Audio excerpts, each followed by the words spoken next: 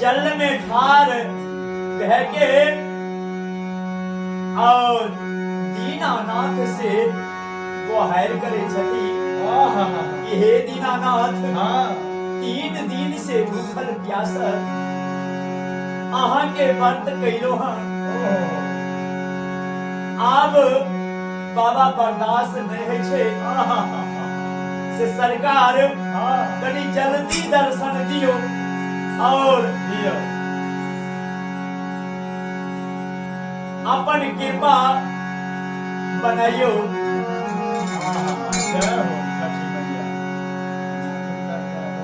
छठी मैया के एकटा पूर्वी भजन लेके गेलो हन अहाँ सबके बीच। आशा करे छिए कि अपने सबके नीक लागते तो शेयर कमेंट जरूर करबे, लाइक जरूर देबे और चैनल के जरूर सब्सक्राइब करबे।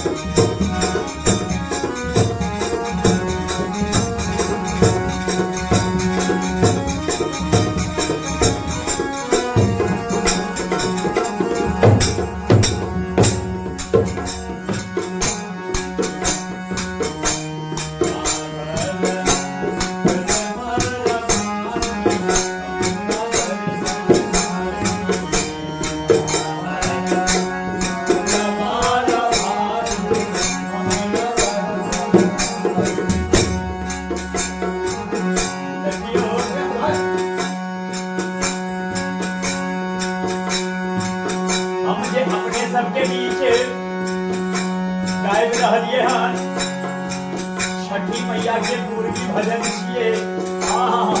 और जे भी कला छे से अपने सब रियल कला देख रहलिए हन, कोई बनावटी कला नहीं छे, कोई टैग पर नहीं गायब रहलिए हन। जे भी छे से कि बाबा दादा के देव धरोहर एक चीज के ऊपर हम एक पूर्वी गीत के गेलो हन। अहाँ सब यदि कोई चीज के अटूटी हेते तो एकरा ध्यान में नहीं देवे और गीत के ज्यादा से ज्यादा शेयर करवे, ज्यादा से ज्यादा लोग तक पहुंचेबे और हमारा चैनल के सब्सक्राइब जरूर करवे। अपने सब सब्सक्राइब करवे तो हमार मनोबल बढ़ते और अहिना अपने सबके बढ़िया बढ़िया गीत सब हम सुनते रहबे।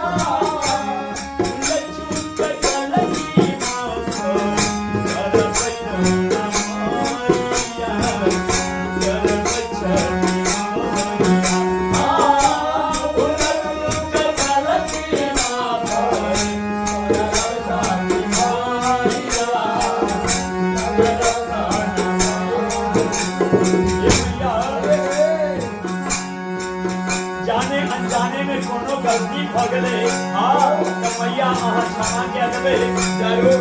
हम पहिल बेर अहाँ के बात करिए हन, ने अहाँ के हम पूजा जाने छिए, ने अहाँ के हम विधि जाने छिए। मैया हम अहाँ के पहिल बेर बात करिए हन, हमर गलती के क्षमा करबे मैया, जरूर माय क्षमा करबे। गलती कहै छै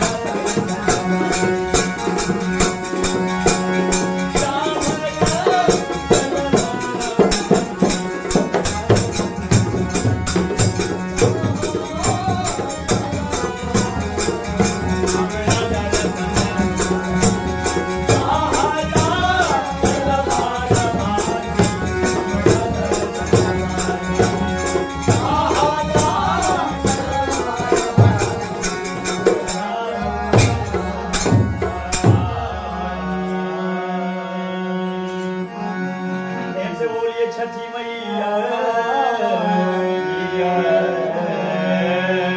अपने सबसे हाथ जोड़ के एक निवेदन करे छिए कि हमारा चैनल के ज्यादा से ज्यादा सब्सक्राइब करियो और वीडियो के लाइक कमेंट करके जरूर आशीर्वाद दियो और शेयर करके और लोग तक जरूर पहुंचेबे